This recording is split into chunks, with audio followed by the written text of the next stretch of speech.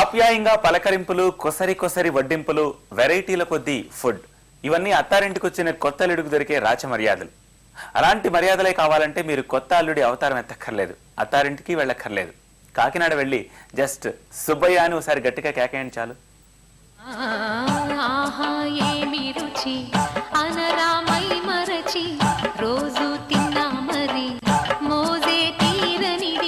కాకినాడ అనగానే టక్కున గుర్తొచ్చేది కాజాలే.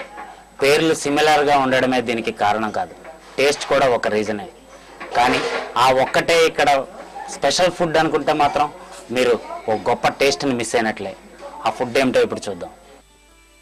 అరిటాకులో ఆప్యాయత వడ్డింపు, ఆత్మీయంగా పలకరింపు,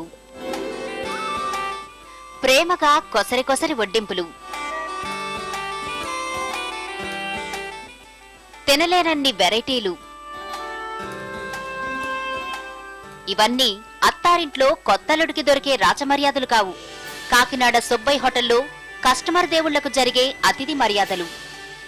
సుబ్బయ్య హోటల్లో ఎంతో శ్రద్ధగా ఇలా కూరలు తరుగుతారు, కమ్మటి పొడులు రోట్లో దంచుతారు, నలభీములు ఇలా గరిటె తిప్పితే కవ్వించే కమ్మని బిర్యానీ రారమ్మంటుంది.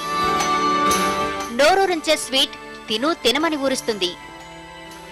గోంగూర తనలో ఓ పట్టుపట్టమంటుంది. 25 రకాల వంటకాలు మీ ముందు సిద్ధం.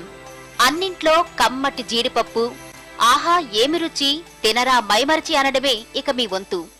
ఆహా ఏమి రుచి, అనరా మైమరచి, రోజు తిన్నా మరి మోజే తీరనిది.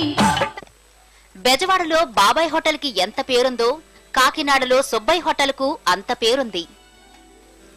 1947లో కాకినాడ రామారావుపేటలో సుబ్బయ్య హోటల్ ప్రారంభమైంది.